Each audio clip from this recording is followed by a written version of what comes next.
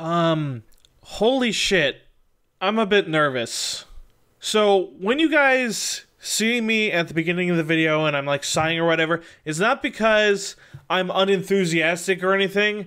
It's because I'm nervous. Because I'm like, oh god, this video's 25 minutes. How am I gonna fill 25 minutes with me yapping my fucking face off?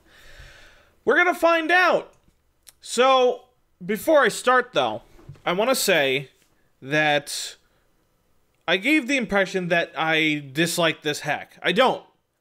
Until, like, before this point, I kind of thought the hack was... just that. Like, I wasn't too impressed, and while there's a ton of shit to appreciate, like, you know, the animations, the creative ideas, the fact that the characters have a fucking functioning brain, you know, all that stuff is nice, but the things that I care about most are being emotionally invested in the story and the gameplay, and so far the game hasn't really delivered on those fronts.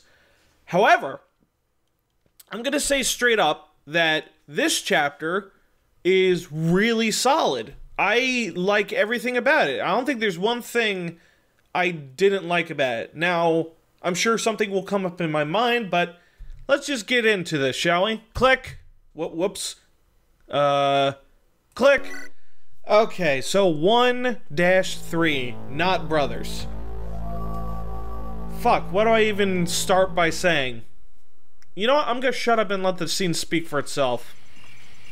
So, here we are. Everybody's sleeping.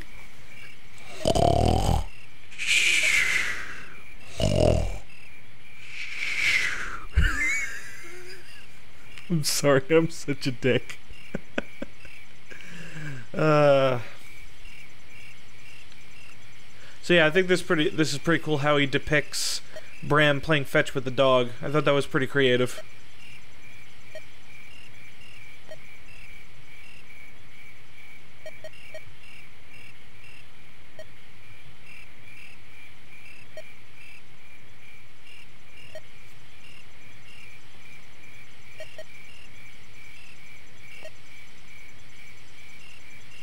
I'm surprised the crow dude knows, but I guess he heard the leather skin man call him Ortis.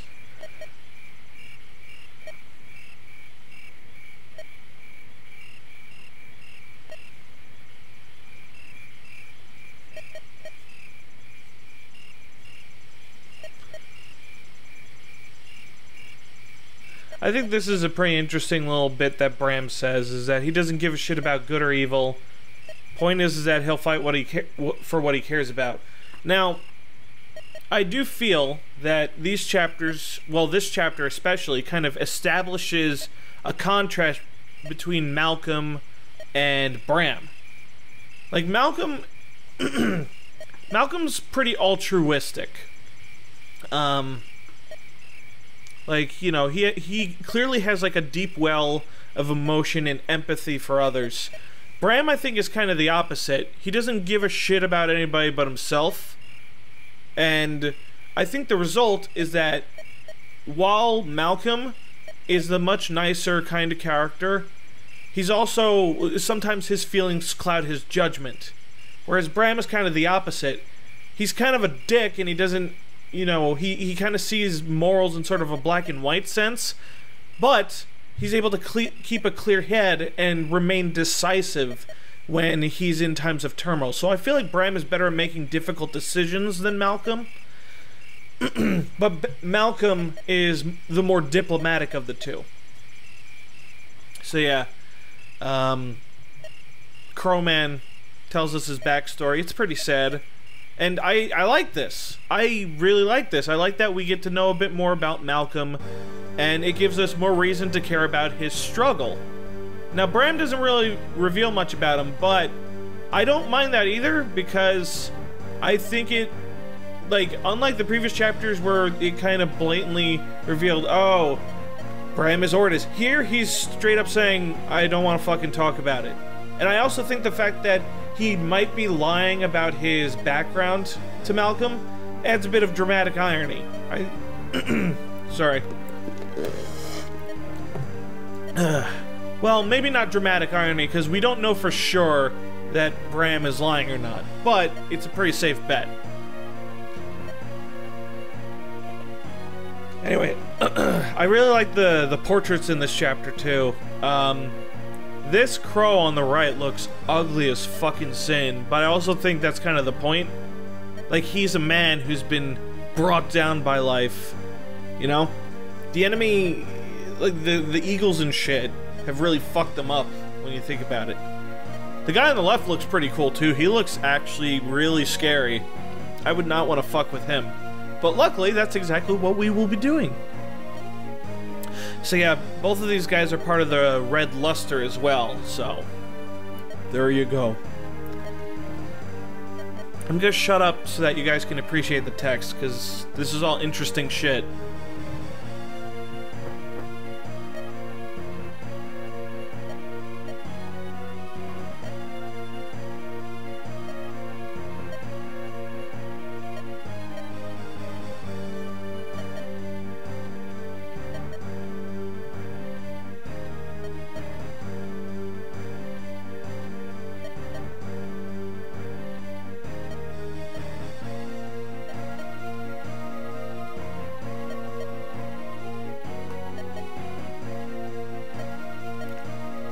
Now, I don't know why Malcolm is so confused by what this guy is saying, but it's pretty clear that he's saying a bunch of fucking nonsense. Luckily, Bram's here to spill the beans and be like, yeah, that dude's fucking pulling your leg.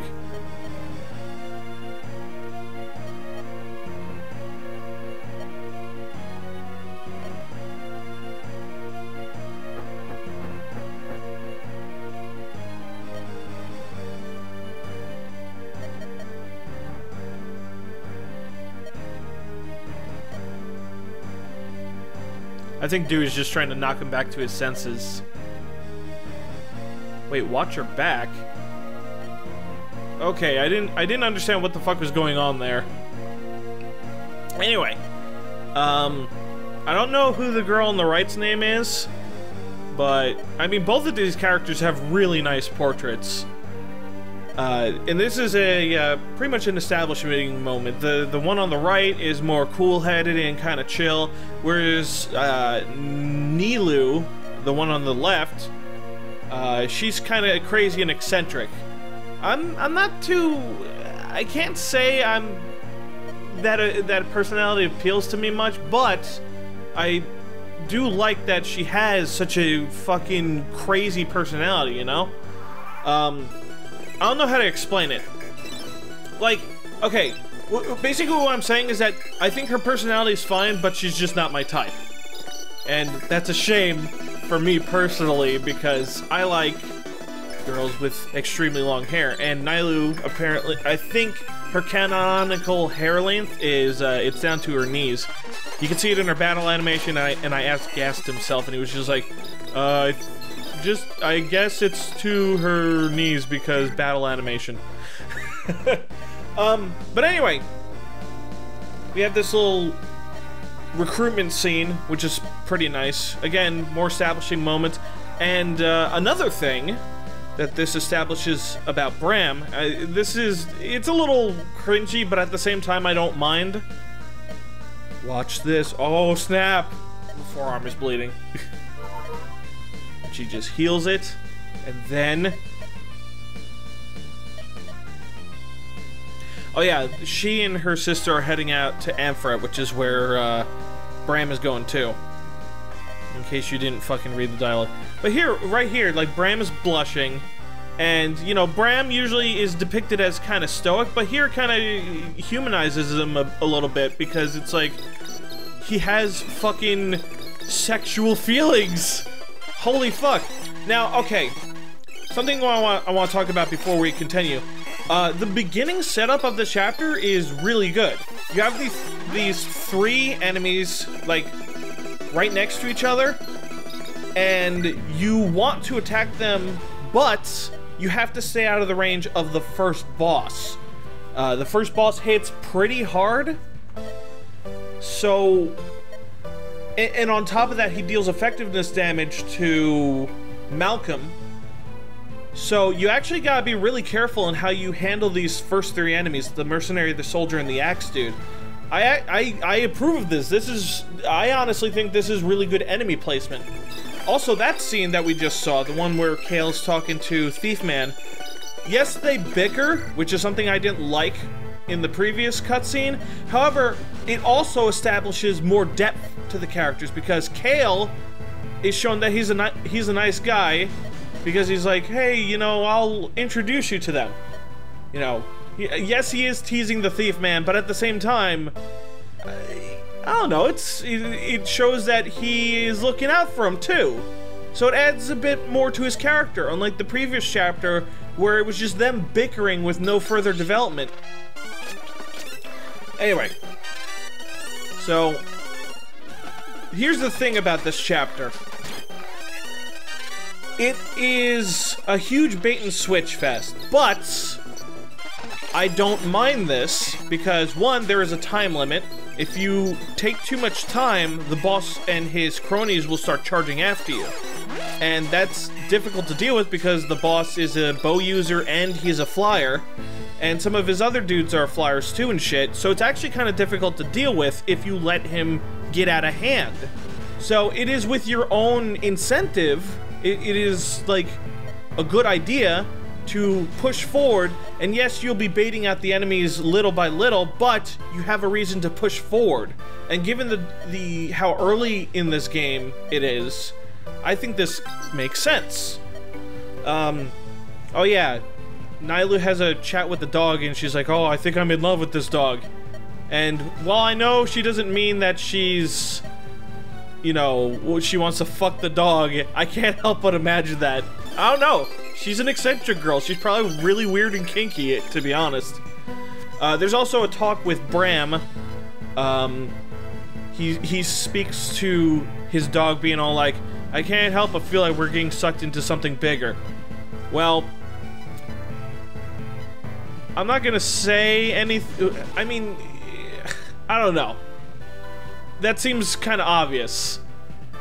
Like, it almost feels like you're deliberately telling the player, hey, we're gonna get pulled into something bigger. Because, like, why the fuck not? Why wouldn't that happen? We have to have a plot. We have this little cutscene here, too, where we learn a little more about Nailu and her craziness. And she says something about forging magic with weapons, so I'm guessing there might be a forging system later on in the game or some shit. And the other journal entry just talks about weaknesses, enemies having weaknesses and shit. And it specifically says that, like, Viperae, you know, the snake people, do not like onions or something. I don't quite remember off the top of my head, but I assume that's gonna come into play later. It would be interesting if we got, like, onions from a shop and we're like, this repels the snake people. That'd be kind of interesting. Maybe there's a chapter where you have to use the onions to keep the snakes away and shit. That'd be pretty weird, but also be kind of awesome in a dumb way. Anyway, right off the top of the bat, you're facing a boss, and he's actually really tough. I like these two bosses because they're flying bow types. One, you do not see a lot of archer bosses in the Fire Emblem series, much less a flying archer, and they're both kind of tough. You have to dogpile them, and if you fail to kill them, they can just fly all over the place and attack your weakest units, so it's actually quite a risk to jump in on them. Now, that said, you could also just surround them because they are archers and they can't attack up close, but hey, I didn't think to do that. And who knows, maybe that would have been a bad idea, I don't know. I also want to say that Agali's I'm kind of warming up to Agali. You know, I don't know, like, before I was complaining that the characters aren't showing enough emotion, but I do feel like Agali is showing immense curiosity, and I do like characters who are curious and like to theorize, do conjecture shit. He's a very thoughtful character. Not in the sense that he's always thinking about the people he cares about, but more like he likes to sit down and fucking stroke his chin, sitting in front of a campfire and being like, well, in front of a fireplace and being like, how does evil manifest itself? You know, shit like that. Oh, also, this talking conversation is kind of weird. Because, like, okay, I guess she knows that the thief dude is attracted to her, and she decides to tease it. I don't know. Nailu is just kind of a weird character. All of her behavior is kind of weird, which I guess makes sense because she's a fucking shaman. And, like, the first piece of dialogue she says is, "Alright, sister, let's go to the black market." Which is... immediately, I was just like, whoa, what the fuck? Oh, and here the boss gives an interesting hint. If you're in his range, they're all gonna fucking rush you. Now, I don't know if Ghast knows this, but there is an AI setting where, like, you can set a leader. Like, in the unit data, you can set the leader for the enemies.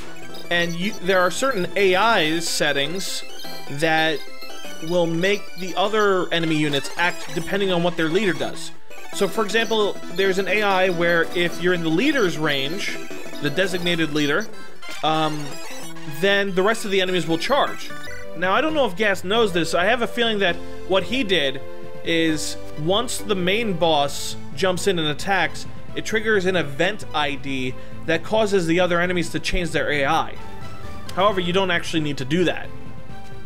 But anyway, that's just a little bit of fucking nonsense that I just know about. So obviously, since Nailu is the hot mage chick with super long hair, I am fucking obligated by Marky Joe Law to use her. That said, I've been... I don't necessarily like Kale as a character, but I fucking love fighters, and I'm glad that Ghast kept the original fighter animation. Because as cool as Mage Knight 404's animation is, it's not as satisfying as the normal one. There's no sense of... there's, like, less of a sense of momentum and weight in the axe. But yeah. You know. So I guess I'm gonna be training up Nailu, Nilu, and Kale. And I don't know who the fuck else I'm gonna use. I guess obviously I'm gonna use Bram. Bram, weirdly enough, this playthrough, he's turning out kind of meh for me.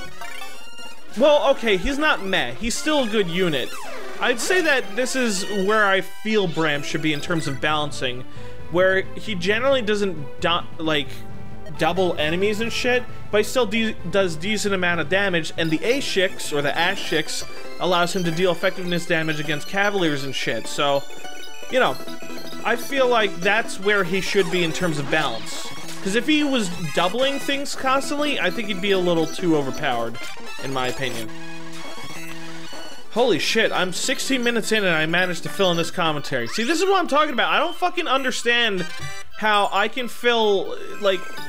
this is what always happens. I start a commentary, and I'm like, oh god, I have to do 30 minutes. I don't think I can do this. Fuck. Alright, well, let's get this shit over with.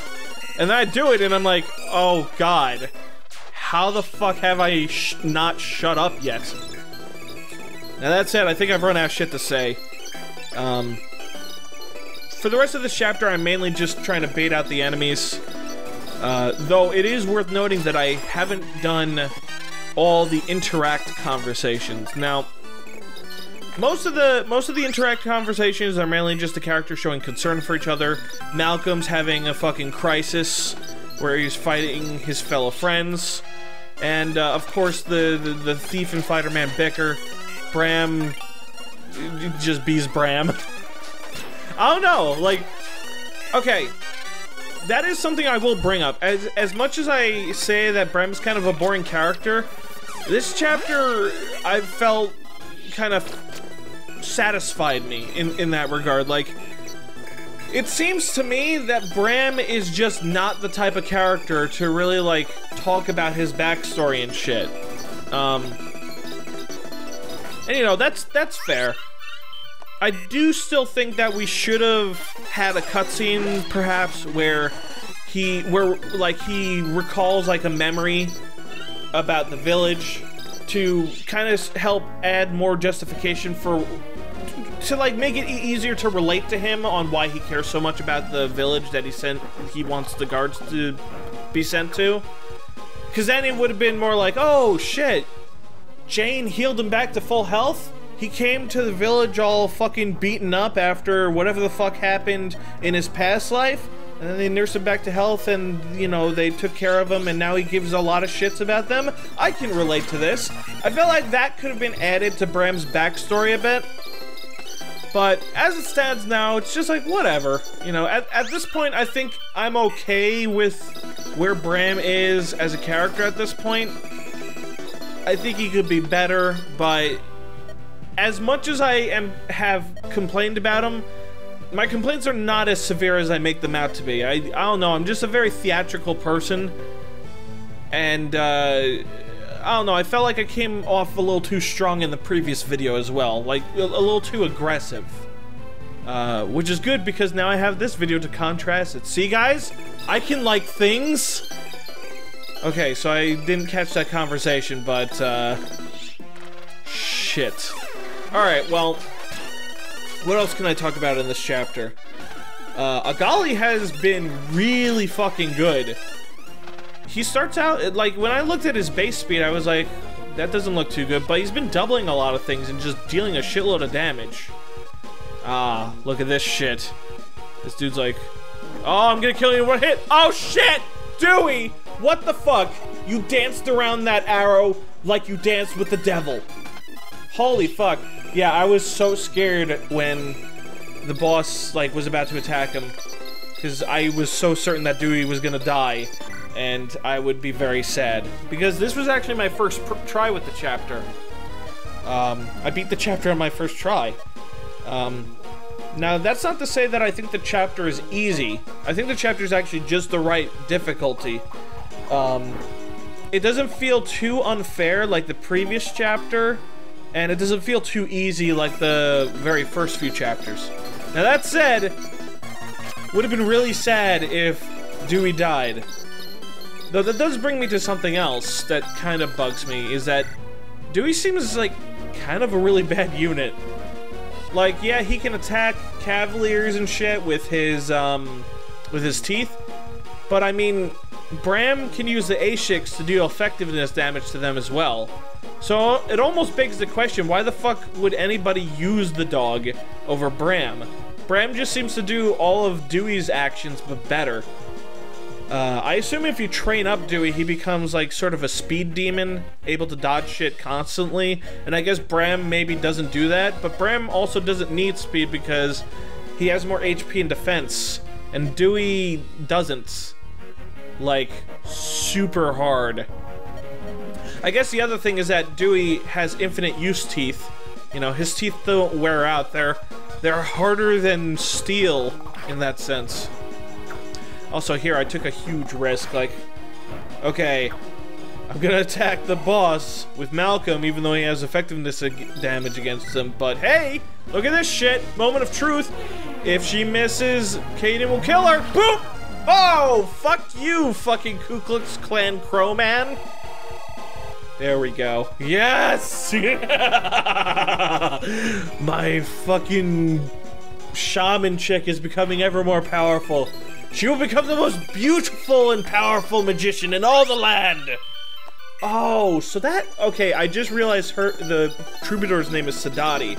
Somebody told me about her, but I forgot what they said. Okay, but yeah, so... Dewey has to do more dodging here. This fucking sucks whenever I have to put Dewey in danger, because he just doesn't stand a chance against anything. He kind of reminds me of Lynn, in a way. Because Lynn had terrible HP, terrible defense, but she had a weapon that was strong against infantry as well. Though I will say that Lynn, I feel, started with a lot more speed. I mean, I think she started with 7 speed, come to think of it, but she also came across enemies that she had weapon triangle advantage against, and they were also a lot slower. So, I don't know. I guess Dewey might be better simply because he doesn't have to deal with weapon triangle disadvantage, though. I don't know. He can also move again, so there's that. It's interesting how the characters differentiate from each other. Like, if you look at our entire cast, everybody is extremely different from each other, and each of them has, like, their own unique niche. Now, considering how battle-heavy Chapter 1-2 was. I would have appreciated it more if we had more combat-able units. But, I mean, I don't know. That chapter was kind of a mess in the first place, so I don't know. I don't feel like adding more complaints to that shit. I will say that the end of this chapter is a little bland, but at this point my heart was fucking racing at 1,000,000 miles an hour because I somehow managed to beat the boss without anybody getting killed. And that was scary as shit. The boss fucking placed himself in a really bad spot where he's like near all the trees, where it's difficult for all my other dudes to reach him. And there were a whole bunch of enemies just around him. It was just, it was not a fun time for me. I mean, it was fun, but more accurately, it was scary. So there you go.